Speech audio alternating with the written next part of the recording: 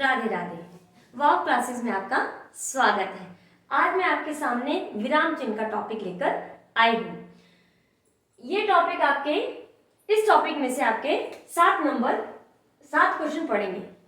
7 question आपके इसमें से आएंगे और इसमें है क्या, सिर्फ और सिर्फ 18 चिन्ह है जो कि आपको याद करने हैं। सिर्फ 18 चिन्हों से अगर आप याद कर लेंगे तो आपके 7 के 7 क्वेश्चन सही होने के चांस है, अगर आप याद कर लेंगे तो।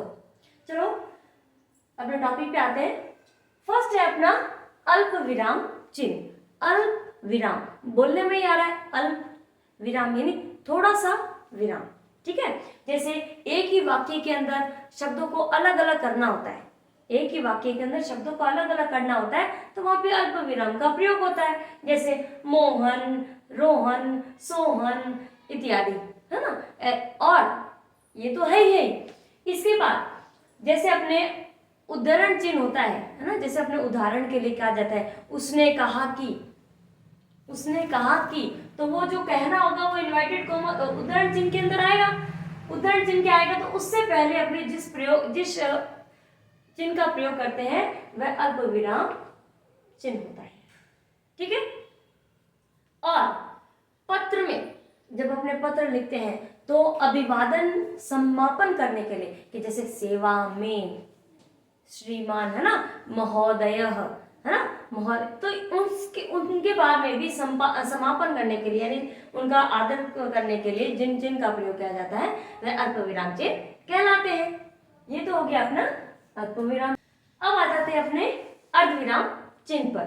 अर्धविराम चिन्ह वह होते हैं जो अल्प विराम से थोड़ा सा ज्यादा समय लेते हैं रुकने में और पूर्ण विराम से थोड़ा कम समय लेते हैं, तो वह अर्धविराम चिन्ह कहलाते हैं। जैसे मेहनत ही जीवन है, आलस्य ही मृत्यु। तो यहाँ पे क्या है, अल्प विराम चिन्ह में यह है कि विपरीत जो शब्द होते हैं, विपरीत भावों को प्रकट करने वाले जो वाक्य होते हैं उन वाक्यों के बीच में अर्धविराम चिन्ह का प्रयोग किया जाता है। अब आ जाइए पूर्ण विराम चिन्ह।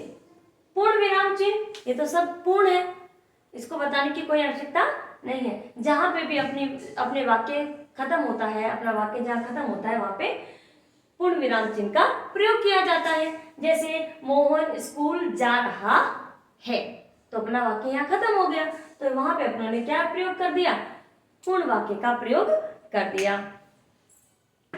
अब देखिए अपने नेक्स्ट है अपूर्ण विराम चिन्ह। अच्छा, अपूर्ण विराम चिन्ह का एक और शब्द है, इसको कई बार कॉलन भी कहते हैं कि भाई कॉलन, कॉलन विराम चिन्ह, है ना। कॉलन विराम चिन्ह क्या है तो कौन सा है, तो आपको पता होना चाहिए कि कॉलन और अपूर्ण विराम चिन्ह एक ही होता है। जैसे छोटा सवाल, बड़ा सवाल, ये इसमें ये होता है कि कथोपकथन, जहां कथोपकथन में कहे हुए वाक्यों के पूर्व, कहे हुए वाक्यों के पूर्व में, मतलब ये वाक्य कहा गया है उसके पूर्व में क्या लगाना है, उदाहरण देने के लिए शब्दों का प्रयोग किया जाता है। मतलब जैसे अपने एक एग्जाम्पल ले लेते हैं कि संज्ञा के भेद होते हैं। जैसे, जहां जैसे के बाद आपने हमेशा देखा होगा जैसे का लिखते हैं जैसे, उसके बाद में 2 बिंदु लगे होते हैं, ये जो 2 बिंदु है वही कॉलन और अपूर्ण विराम कहलाते हैं। हो गया ये। नेक्स्ट अपना है विस्मयादि बोधक चिन्ह। विस्मयादि बोधक चिन्ह, विस्मयादि मुझे तो बहुत अच्छा लगता है। विस्मयादि, खड़ी पाई और नीचे बिंदु, इस चिन्ह का ये पहचान होती है। जहां विस्मयादि क्या होते हैं, जहां मन के भावों को प्रकट किया जाता है, अपने आप अपने हृदय से निकलते हैं, अपने मन से निकलते हैं। तो वाह कहते हैं ना, वाह क्या बात है, तो ये जो वाह जो भी भाव अपने मन से निकल रहा है उसके बाद में जो चिन्ह लगता है वह विस्मयादि बोधक कहलाता है। ये भी हो गया आपका पूरा। अब आ जाइए प्रश्नवाचक चिन्ह। मुझे नहीं लगता आपको ये समझाने की जरूरत पड़ेगी।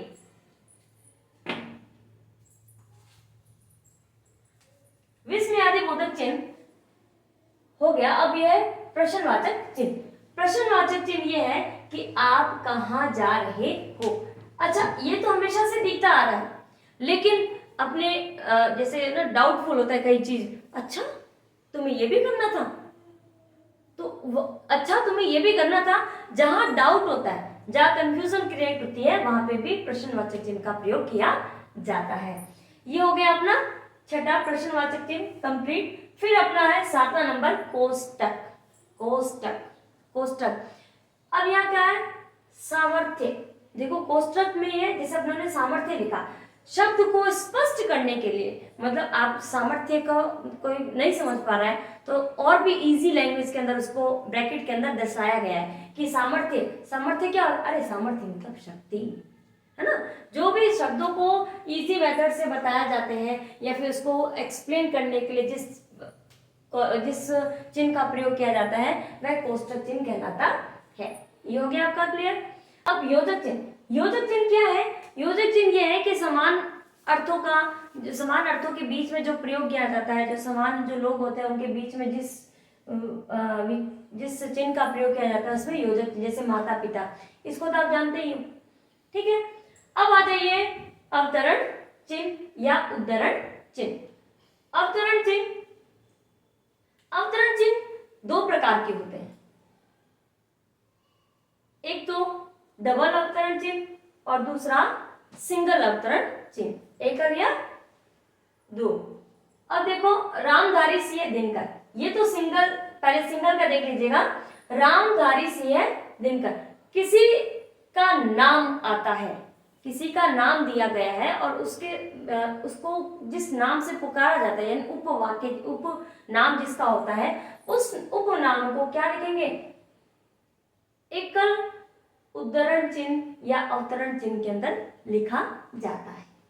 आई क्लियर बात। अब देखिए डबल उद्धरण चिन्ह या अवतरण चिन्ह, जैसे कि कोई किसी से कहता है ना, कोई कथनी होती है किसी की, जो कहना होता है, जैसे महावीर ने कहा। अब देखो महावीर ने कहा, यहाँ मैंने कोमा भी लगाई है, कोमा लगाई है मतलब अल्प विराम लगाया है। अल्प विराम का चिन्ह का प्रयोग यहाँ भी होता है, मतलब उद्धरण, ऐसा प्रश्न बनेगा तो आपके लिए कि उद्धरण चिन्ह से पूर्व कौन से चिन्ह का प्रयोग किया जाता है। उद्धरण चिन्ह से पूर्व अल्प विराम चिन्ह का प्रयोग किया जाता है। भाई महावीर ने कहा, थोड़ा सा रुकोगे ना, अब क्या कहा, जो भी कहा है वो डबल अवतरण चिन्ह के अंदर लिखा जाता है। आई बात समझ में। ये हो गया अवतरण चिन्ह अपना। अब आ जाते हैं लाघव चिन्ह। लाघव चिन्ह को संक्षेपण चिन्ह भी कहा जाता है। संक्षेपण मतलब होता है शॉर्ट, है ना, छोटा रूप। अब देखिए जैसे मोहनदास करमचंद गांधी के लिए अपने शॉर्ट में लिखे थे ना, फिर लाघव चिन्ह का, फिर लाघव चिन्ह, फिर गांधी, है ना, मोहनदास करमचंद गांधी। क्लियर। ये हो गया अपना लाघव चिन्ह। लाघव चिन्ह को ही संक्षेपण चिन्ह भी कहा जाता है। कुछ भी आ सकता है, कंफ्यूज मत हो, दोनों ही आपको याद करने होंगे। अब आ जाइए अपना 11वां नंबर आदेश या विवरण चिन्ह। भाई सीधी सी बात है, आदेश या विवरण चिन्ह अपने जैसे अपने विस्तार पूर्वक जो अपने विवरण करते हैं, है ना, तो जो टॉपिक लिखता है उसके बाद में अपने जो चिन्ह लगाते हैं, ये वही चिन्ह है। इन्हें विस्तार से लिखिए, मतलब विस्तार से लिखिए, उसके बाद में जो चिन्ह का प्रयोग किया जाता है वह आदेश या विवरण चिन्ह का चिन्ह कहलाते हैं। फिर है रेखांकन चिन्ह। रेखांकन चिन्ह, रेखा खींची जाती है। अपने एक ऐसे उदाहरण था, भाई खींची हुई रेखा का उत्तर बताइए, है ना, जैसे पद के अंदर किसी भी एक पद के नीचे एक रेखा खींची जाती है और उसके बारे में आप उसका परिचय दीजिए, तो ये रेखांकन चिन्ह कहलाता है। ठीक है। जैसे गोदान प्रेमचंद द्वारा लिखित है, तो अपने किसके द्वारा लिखित है, प्रेमचंद जी के द्वारा। ये मैंने जो रेखा खींची है वही रेखांकन चिन्ह कहलाता है।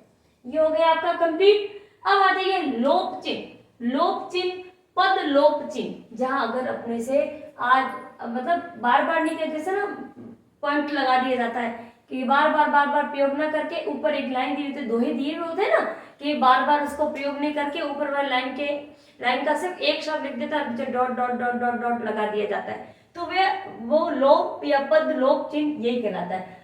आज हम dash dash dash dot dot dot dot जाएंगे, ठीक है। ये हो गया अपना लोप चिन्ह। किसी को नहीं दिखाना होता है, लोप करना होता है, तो वहां पे अपने लोप चिन्ह का प्रयोग किया जाता है, उसका चिन्ह ये होता है, ठीक है। अब आ जाइए पुनरुक्ति सूचक चिन्ह। मतलब एक वाक्य को बार बार न लिख के, आपने कहते ना डबल वर्स आपने बचपन से लिखते आ रहे हैं, हाँ ठीक है ये लिख दिया, अब यहाँ पे जैसे कलम लिख दिया तो बार बार का एक कलम दो कलम, कलम कलम नहीं लिख के अपने ऐसे कर देते हैं ना, शुरू से करते आ रहे हैं अपने, तो ये वही चिन्ह है पुनरुक्ति, मतलब दोबारा दोबारा आने वाले चिन्ह, ठीक है। जैसे एक कलम की कीमत 10 रुपए है, तो 2 कलम की कीमत नहीं लिखनी है अपने को, है ना, इतना क्यों कष्ट करे अपने, तो जो चिन्ह का प्रयोग किया जाता है वही पुनरुक्ति सूचक चिन्ह कहलाते हैं। अब आगे देखिए, ये हो गया कंप्लीट। अब है 15वां विस्मरण या त्रुटिपूर्वक चिन्ह। त्रुटिपूरक चिन्ह। अब विस्मरण या त्रुटिपूरक, विस्मरण मतलब बाद में याद आना, है ना, याद तो है लेकिन विस्मरण बाद में याद आया, त्रुटि गलती हो जाती है अपने से गलती। जैसे मोहन रहा है, मोहन खेल रहा है, मोहन क्या कर रहा है, खेल रहा है। अब यह खेल अपनों ने भूल गए, तो अपनों ने ऐसे एरो बना के ऊपर लिख दिया, जब ऊपर लिख दिया तो वह कौन सा हो गया, विस्मरण या त्रुटिपूरक चिन्ह हो गया। अब इसके अंदर क्या है, इसको एक शब्द और लिख के आ सकते हैं, जैसे इसके अंदर हंस पद भी बोलते हैं, इसको हंस पद, हंस पद भी इसको कहा जाता है। हंस, अब हंस कहाँ उड़ रहा है, आसमान में उड़ रहा है, तो उड़ता हुआ जैसे क्या है, ऊपर की तरफ है, जहाँ ऊपर की तरफ एरो लगाकर किया जाता है वह हंस पद, विस्मरण पद, विस्मरण चिन्ह या त्रुटिपूरक चिन्ह कहा जाता है। नेक्स्ट है दीर्घ उच्चारण चिन्ह।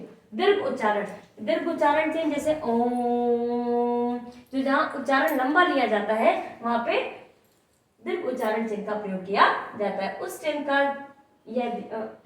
यह होता है। अब देखिए नेक्स्ट है तुल्यता सूचक चिन्ह, तुलना करना, है ना, बराबर मात्रा में, ठीक है। बराबर का चिन्ह, आपने कहते हैं बराबर का चिन्ह, तो ये बराबर का चिन्ह है, तुलना कर रहे हैं, है ना, आप या फिर ये, है ना, दोनों में देखो बराबर बराबर मात्रा में देखो, तो जैसे 5 रुपया बराबर में कितना, 500 पैसा, तो यहाँ जो बराबर का चिन्ह आया है उसको बराबर को अपने तो बराबर बोलते हैं, लेकिन उसको हिंदी में क्या बोला जाता है, तुल्यता, तुलना करना, बराबर बराबर दोनों गई, है ना, तुल्यता सूचक चिन्ह। अब आ जाइए अपना आखिरी चिन्ह जो कि है निर्देशक चिन्ह। निर्देशक चिन्ह अपने जैसे एक तो देखो योजक चिन्ह होता है, ऐसा योजक चिन्ह होता है, इससे थोड़ी सी लंबी लाइन होती है, उसको बोलते हैं निर्देशक चिन्ह। निर्देश दिया जाता है, वहां देखिए उस तरफ देखिए, तो उसके लिए निर्देशक चिन्ह का प्रयोग किया जाता है। जैसे देखिए गांधी जी ने कहा, गांधी जी ने कहा, कहा, अब निर्देश दे रहे क्या कहा, आप देखा देखो, सत्य अहिंसा से हम देश को आजाद करा सकते हैं।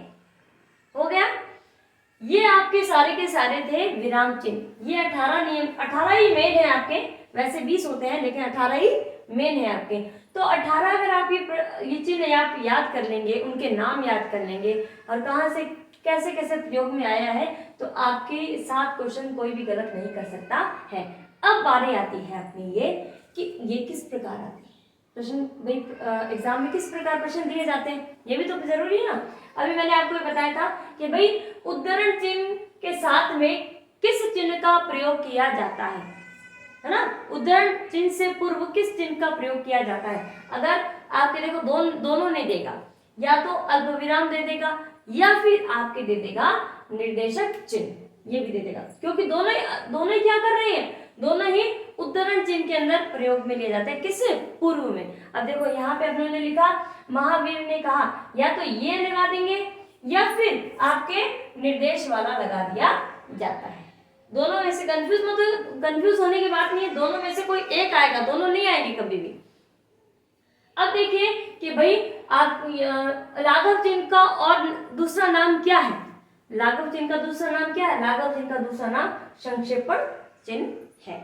ठीक है। अब जैसे हंस पद, ये पहले भी आया हुआ है। हंस पद के अंदर जैसे ये है त्रुटि, त्रुटि मतलब जो गलती हो जाने पर किस चिन्ह का प्रयोग किया जाता है? अब उसके अंदर विस्मरण नहीं था,